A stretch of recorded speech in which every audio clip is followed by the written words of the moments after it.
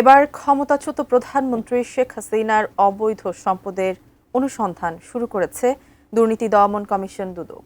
এদিকে আলোচিত barge mountain বিদ্যুৎ কেন্দ্র স্থাপনের দুর্নীতি মামলা বাতিলের 15 বছর পর তার সচলেরও উদ্যোগ নিয়েছে সংস্থাটি। একই সঙ্গে সম্পদের অনুসন্ধান চলছে সজীব ওয়াজেদ জয়, সাইমা ওয়াজেদ পুতুল, রাদওয়ান মুজিব সিদ্দিক ববি এবং আজমিনা সিদ্দিকের। ছাত্র জনতার অভ্যুত্থানে ক্ষমতাচ্যুতির পর বের হয়ে আসছে শেখ হাসিনার দুর্নীতির নানা তথ্য। পূর্বাচলে প্লট জালিয়াতি, বিমানবন্দর উন্নয়ন প্রকল্পে লুটপাট, রূপপুর পারমাণবিক বিদ্যুৎ কেন্দ্র সহ একাধিক প্রকল্পে দুর্নীতির অভিযোগ অনুসন্ধান তদন্ত করছে দুর্নীতি দমন কমিশন। ইতিমধ্যেই পূর্বাচলে প্লট জালিয়াতির ঘটনায় আদালত শেখ হাসিনা ও তার পরিবারের সদস্যদের বিরুদ্ধে গ্রেপ্তারি পরোয়ানা জারি করেছেন।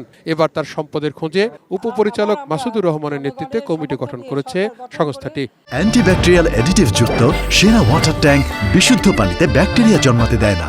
নির্বাচনের সময় তিনি যে সম্পদ বিবরণী দিয়েছেন তার ট্যাক্সেশনের ট্যাক্স রিটার্নে যে সম্পদ বিবরণী দেওয়া হয়েছে এবং আমরা যা পেয়েছি তার মধ্যে আমরা তুলনামূলক পরীক্ষা করে দেখছি যে তাতে সম্পদের পরিমাণ অনেকাংশে গোপন করা হয়েছে। সে কারণে সেগুলি আমরা মনে করছি একসঙ্গে এগুলি মামলা মোকদ্দমার দিকে এগিয়ে এবং আমরা সেভাবে এগিয়ে যাব। শুধু শেখ হাসিনা নন, তার সন্তান সজীব ওয়াজেদ জয়, সাইমা ওয়াজেদ পুতুল, বোনের ছেলে রাদওয়ান মুজিব সিদ্দিক ববি ও আজমিনা সিদ্দিকের বিরুদ্ধে অবৈধ সম্পদ অনুসন্ধান চলমান রয়েছে।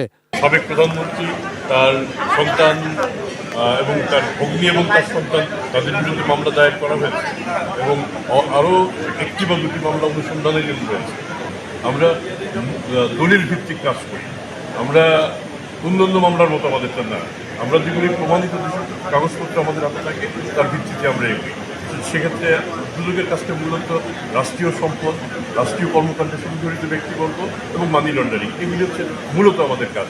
আমরা এর মধ্যে থেকে কাজ করতে চাই এবং সেটি করে যাচ্ছি। এদিকে শেখ হাসিনার বিরুদ্ধে আলোচিত বার্জ মাউন্টেন বিদ্যুৎ কেন্দ্র স্থাপনে দুর্নীতির মামলা বাতিলের 15 বছর পর তা সচল করার উদ্যোগ নিয়েছে দুদক। আপিল বিভাগের পূর্ণাঙ্গ বেঞ্চে 15 জুলাই শুনানি হবে। তাওহিদ সৌরভ, এটিএন নিউজ, ঢাকা।